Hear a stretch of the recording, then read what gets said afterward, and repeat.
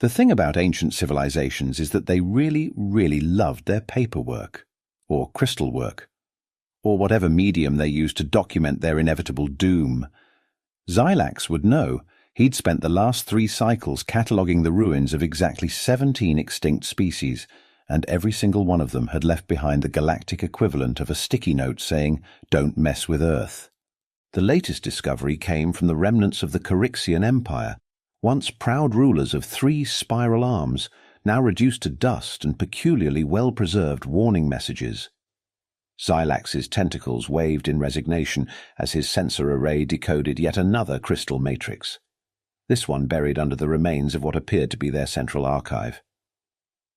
"Let me guess," he transmitted to his research partner, Naz Beta 9, a quantum consciousness housed in what looked suspiciously like a decorative soap dispenser. "They're going to mention Earth, aren't they?" The crystal pulsed with ancient light as it activated, projecting a holographic message that had waited millions of years to be found. The long-dead Corixian archivist appeared, their crystalline form pristine in the recording. Xylax started his standard documentation procedure, already knowing what was coming. "To any who find this message," the hologram began, its voice carrying that unique mix of terror and bureaucratic thoroughness that seemed universal across species, "we leave this warning about Sector 47, X-23, specifically the 3rd planet of the Yellow Star System. They call it Earth. They guard something worse. Do not investigate. Do not approach. We learned too late. At least we had time to file the proper forms before our extinction." Xylax's appendages drooped. "That makes 18, he noted in his log. 18 advanced civilizations, 18 warnings about Earth, 18 mentions of something worse, and 18 properly filed reports about their own extinction. I'm starting to see a pattern here." 19, actually, Naz Beta 9 chimed in, their housing gleaming unhelpfully. "You forgot the Proto-Zeta Collective, though technically they left their warning in interphasic interpretative dance." "Oh, right. The dancers. Hard to forget those fossilized poses." Xylax added another entry to his growing database of Earth-related warnings. "You know what's really starting to bother me? Every single one of these civilizations had time to leave a warning. Who stops in the middle of their extinction to file paperwork?" The crystal matrix flickered again, and the Corixian archivist's image returned with what appeared to be an addendum. "P.S. For proper filing purposes, please categorize this warning under apocalyptic threats. Subsection Gamma, Form X-789b. We would have filed it under Omega-level existential dangers, but the paperwork for that was simply too time-consuming given our imminent demise." Xylax stared at the hologram for a long moment before adding a note to his personal log. "Found another warning about Earth. But more importantly, who designed these filing systems? And why does every dead civilization use the same one?" The Galactic Historical Society's archives were becoming increasingly amusing to browse, at least if you had a taste for apocalyptic bureaucracy. Each documented encounter with Earth followed an almost comedically predictable pattern, as if the universe itself was running a particularly dark sitcom. Take the Meridian Collective, for instance. Their first report read, "Discovered promising solar system for colonization." Their second, "Native species detected, seems primitive but oddly concerning." Their final report, filed precisely 2 standard cycles later, "Stay away from Earth. They guard the..." Transmission ends. The only thing more consistent than their mounting panic was their dedication to proper timestamp formatting. The quantum harmonists had taken a more artistic approach to their warning. They'd encoded their message into the atomic structure of their homeworld's moon, which now orbited their empty planet like a giant crystalline billboard of doom. "Humans appear simple. This is a trap. What lies beneath is worse. We should have known when we saw how they treated their own planet. No species survives that level of pollution unless something else is keeping them alive." But perhaps the most intriguing account came from the Silicon Dreams, a machine civilization that had attempted to hack Earth's primitive digital networks. Their entire collective consciousness had shut down exactly 3.7 microseconds after breaching human cybersecurity. They'd managed one final backup transmission. Their internet cannot be that bad by accident. It must be intentional. No species would willingly create such digital chaos unless they were hiding something far worse beneath it. The current galactic community's reaction to these discoveries ranged from academic fascination to outright denial. The Void University's Xenoarchaeology department had started a betting pool on what exactly humans were guarding. Current odds favored Primordial Chaos Entity at 3, 1 with Universe's Recycling Bin coming in a close second at 4, 1. Really bad TikTok videos was a controversial Dark Horse at 10, 1. The Hivemind Conclave had taken to observing Earth through long-range telescopes, meticulously documenting human behavior with increasingly confused reports. Species appears to simultaneously advance technology and use it primarily for creating and sharing pictures of small furry animals. Cannot determine if this is a sophisticated smokescreen or genuine cultural phenomenon. Even the notoriously reclusive Gas Giant Consciousness Collective had emerged from their cloudy isolation to comment, "We have observed humans launching objects into space, seemingly at random, often for reasons they label as because we can. No species expends resources so inefficiently unless they have access to something that makes such waste irrelevant." Most disturbing of all was the pattern of human advancement. Every civilization that had left a warning had been significantly more advanced than humanity at the time of their extinction. Yet Earth's defenders had prevailed each time, despite their apparently primitive technology. The Galactic Science Academy's latest thesis suggested this was statistically impossible unless humans had access to something that fundamentally violated the laws of physics. A particularly well-preserved warning from the Crystal Sphere Syndicate simply stated, "We thought their physics was wrong. Turns out, our physics was wrong. Their physics is worse. Do not attempt to correct their mathematical errors. The errors are not errors. They are bars on a cage." The mounting evidence had led to a new galactic pastime, Earth watching. Various species had taken to monitoring human broadcasts, trying to decode what possible threat could be so terrible that it would require such an elaborate planetary facade to contain it. The humans' continued production of apocalyptic entertainment was viewed as particularly suspicious. As one Hivemind analyst noted, "Only a species intimately familiar with containing world-ending threats would spend so much time imagining new ones." The Galactic Research Council had finally decided to do what bureaucracies do best: form a committee. After reviewing the mounting evidence about Earth, they assembled what they considered their finest team of experts, though finest might have been stretching it. Leading the expedition was Dr. Zyxel, a gelatinous mass of cognitive fluid whose main qualification was being impossible to kill through conventional means. Their previous research includes surviving 3 supernovas and one particularly spicy galactic cuisine festival. "I volunteer because I'm essentially immortal," they bubbled enthusiastically during the first meeting. "Also, my species doesn't believe in filing posthumous reports."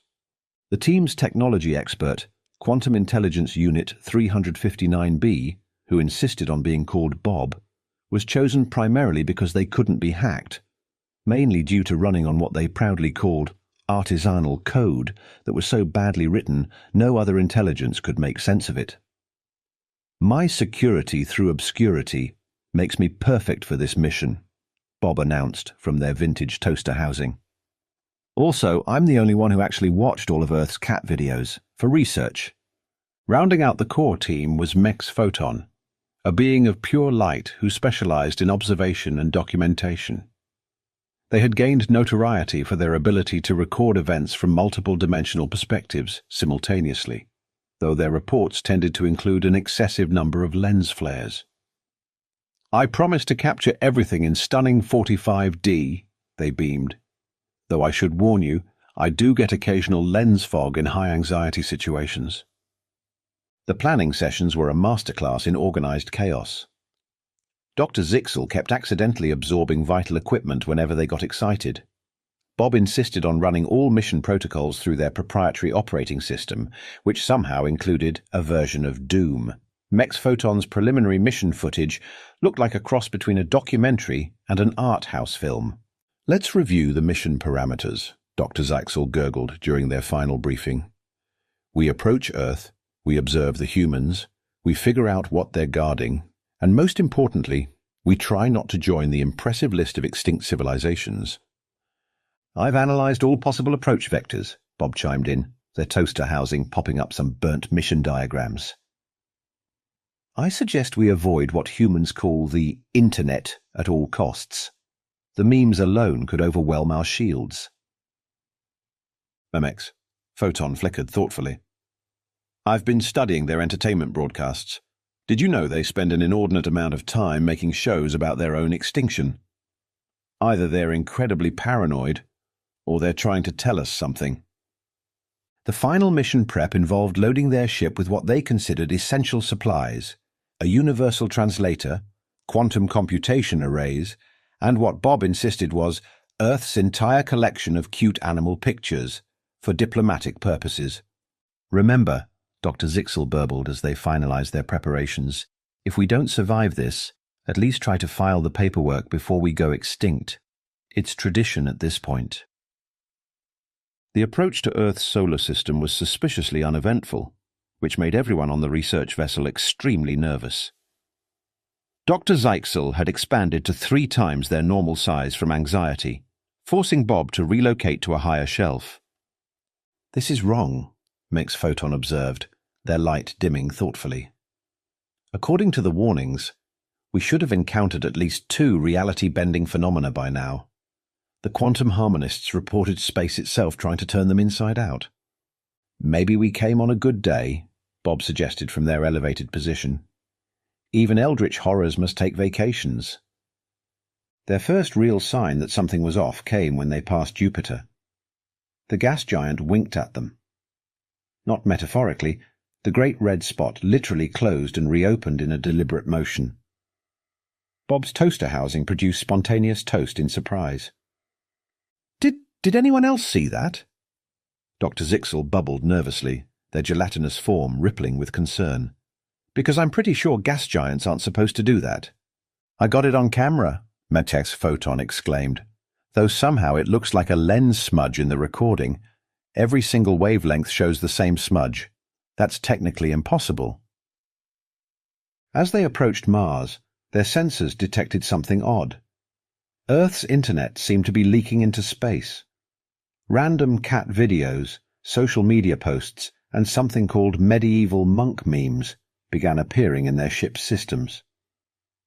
Bob started humming, "Never Gonna Give You Up," uncontrollably. "We're being rickrolled by the void of space," Bob announced with a mixture of horror and admiration.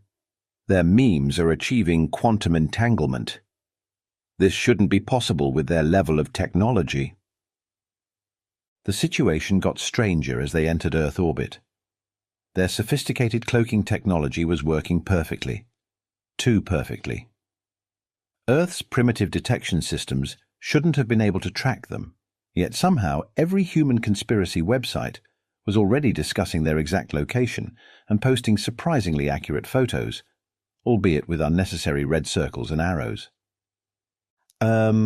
They're streaming us on something called Twitch," Bob reported. "We've got 50,000 viewers and someone just donated bits to watch me make toast." The first official human contact came through an unexpected channel. Their ship's coffee maker started printing out a message in coffee stains. "Welcome to Earth," it read. "We've been expecting you. Please maintain your current orbit and enjoy this complimentary Wi-Fi password. Warning, terms and conditions may apply to your continued existence." Dr. Zixel absorbed the coffee-stained message for analysis. "Their response is suspiciously organized for a species that supposedly hasn't achieved unified global governance." "Look at these terms and conditions," Mex Photon pointed out, their light refracting through the coffee drops. Section 7, B specifically mentions reality anchoring protocols and temporal stability agreements. Since when do primitives worry about timeline integrity? That's when they noticed it, a subtle wrongness in the space around Earth. It wasn't anything their instruments could detect, but rather an overwhelming sense that reality itself was trying very hard to behave normally, like a child whistling innocently next to a broken vase. Does anyone else feel like we're looking at a very convincing painting of a planet rather than an actual planet? Bob asked, their casing rattling slightly. Like everything checks out on sensors, but it feels like we're seeing what we're supposed to see, Dr. Zixel finished, as if something is making sure we observe exactly what we expect to observe. Their contemplation was interrupted by another coffee maker message. Your free trial of Basic Reality Trademark has expired. Would you like to subscribe to Premium Reality Trademark? Warning: unsubscribed users may experience existence errors. Max, Photon's light flickered anxiously. Is it too late to file our preliminary extinction paperwork? The truth about Earth arrived in the form of a meeting invitation, delivered through their ship's microwave with perfect timing to interrupt Bob's attempt at making popcorn.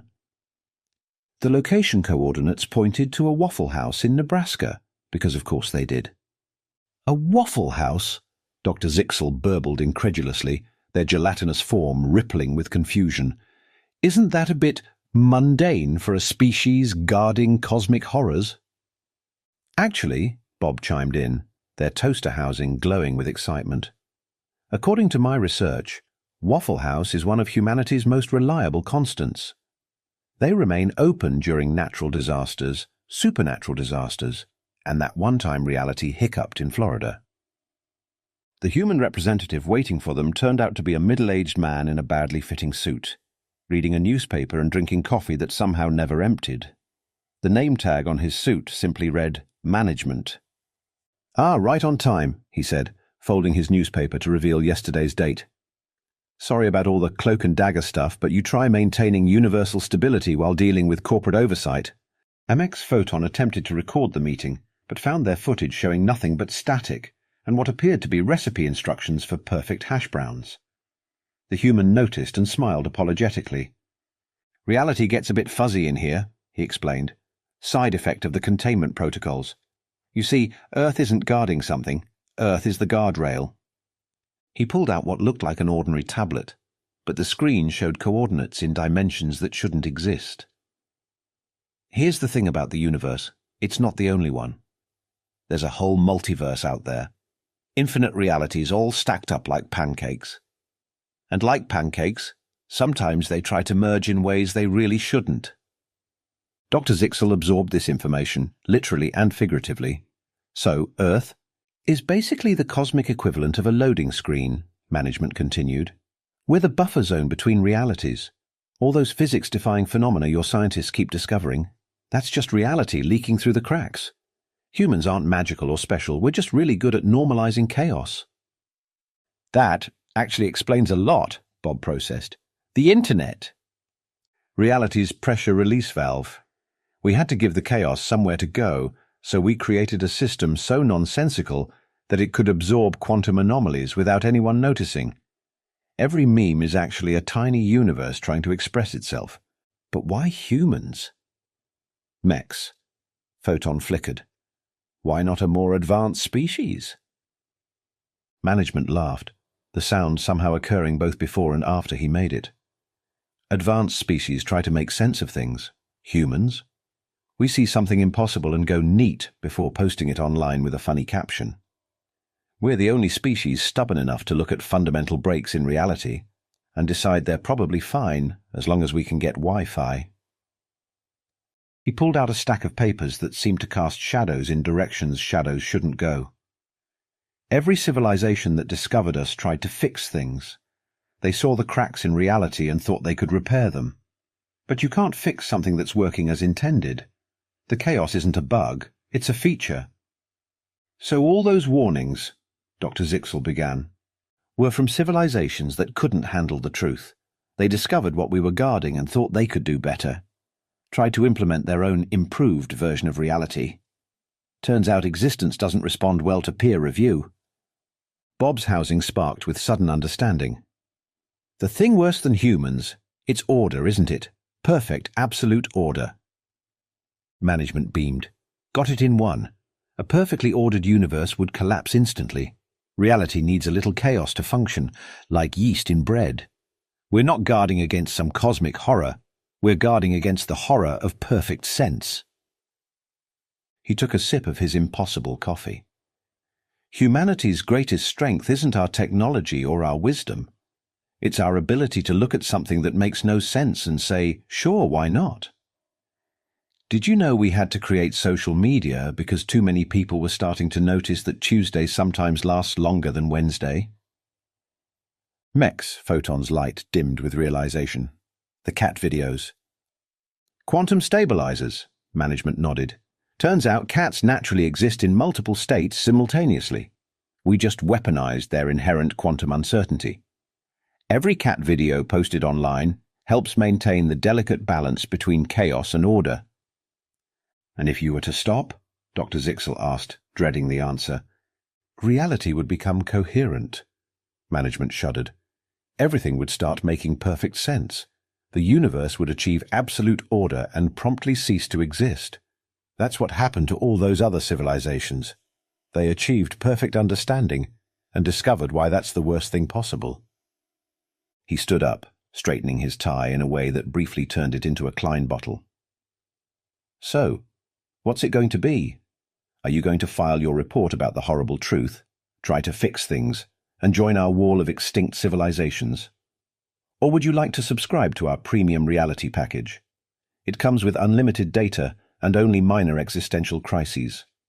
Dr. Zixel, Bob, and Mex Photon sat in the Waffle House, contemplating their options while a nearby jukebox played every song simultaneously in perfect harmony, a phenomenon that should have been horrifying but somehow worked. Let me get this straight, Dr. Zixel bubbled, their gelatinous form now resembling a troubled lava lamp. The entire universe is essentially running on controlled chaos. Earth is the firewall, and humans are the system administrators who don't actually know how the system works but somehow keep it running anyway. That's oversimplifying it, management replied, but essentially correct. Think of it less as administration and more like aggressive improvisation on a universal scale. Bob's toaster housing popped out a piece of toast with fractal patterns burnt into it. But what happens if we choose to tell everyone? Surely the galactic community deserves to know. Management sighed, and somewhere in the distance, probability briefly became uncertain. Remember the Meridian Collective? They tried to optimize reality, created a perfect mathematical model to eliminate chaos. Want to know what happened? They became so perfectly ordered that they transformed into a geometric proof of their own non-existence. Mex Photon flickered thoughtfully. Is that why humans seem to actively resist technological advancement in certain areas? You're deliberately maintaining a specific level of chaos? Give the light bulb a prize. Management beamed. Every time humanity gets too close to figuring everything out, we have to introduce new variables. Why do you think we invented cryptocurrency? Nothing destabilizes rational systems quite like convincing people to invest real money in imaginary money. A waitress approached their table, walking in a way that suggested she was simultaneously arriving and departing. Her name tag read, "Also Management." "The coffee here exists in a quantum superposition of fresh and 3 days old," she explained, refilling cups that hadn't been emptied. "It's part of our reality anchoring system. The more people argue about whether it's good or terrible, the more stable local space-time becomes." Dr. Zixel absorbed a drop of the quantum coffee and immediately understood 17 new colors. But what about progress, development, evolution? "Oh, that still happens," management assured them. "We just make sure it happens chaotically enough to prevent reality from achieving perfect order." Did you think it was an accident that humans developed spaceflight before figuring out why we sleep? Or why we can build quantum computers, but still can't predict the weather? Bob processed this information through their artisanal code. The worst thing than humanity, it's not just order, is it? It's the inevitable heat death of the universe that would come from perfect entropy distribution. Both managements smiled simultaneously. Now you're getting it. A perfectly ordered universe is a dead universe, chaos isn't just resistance, it's survival. The team looked at each other, their decision crystallizing like sugar in quantum coffee. Mix Photon spoke first, their light taking on the color of determination, which shouldn't exist, but somehow did. "We choose chaos," they announced, "but we have one condition." Management raised an eyebrow that briefly became a Mobius strip. "Oh?" "We want to help," Dr. Zixel burbled firmly. "Not with maintaining order. Clearly humans have mastered the art of controlled chaos. But perhaps we could assist with documentation." "Think about it," Bob chimed in. "Every civilization that discovered the truth either tried to fix it or ran away. None of them ever offered to join the chaos." Management's smile widened in several dimensions at once. "Actually, that's exactly what we've been waiting for. You see, maintaining chaos takes a lot of work. We could use some external consultants. Besides," the other management added, "someone needs to help us manage our new intergalactic social media platform. Reality isn't going to destabilize itself." 3 cycles later, a new warning appeared in the Galactic Archives. Unlike its predecessors, this one wasn't carved in crystal or encoded in atomic structures. Instead, it appeared as a social media post with an unreasonably high number of likes. Earth. Status update. From definitely not Earth's chaos management team. Rating. Mostly harmless. Terms and conditions apply. To all future investigators, yes, they're guarding something worse. No, you can't fix it. Yes, that's a good thing. No, we're not going to explain why. But we are offering internship opportunities. P.S. Subscribe to our new TikTok channel for daily updates on quantum uncertainties and cat videos. Remember, every like prevents entropy from achieving perfect distribution. P.P.S. This message has been brought to you by Waffle House, where reality is always perfectly imperfect. Filed under Form X789B, because some traditions are worth keeping. #Cosmic Chaos, #Quantum Waffles #, Humans Being Human #, Reality, Management #, Not an Extinct Civilization. The post was accompanied by a gif of Dr. Zixel attempting to eat a waffle in 17 dimensions simultaneously, Bob making toast that transformed into different breakfast foods halfway through, and Mex Photon creating lens flares that somehow managed to stabilize local space-time through sheer aesthetic confusion. It became the most popular post in galactic history, though no one could quite explain why. But then again, that was rather the point.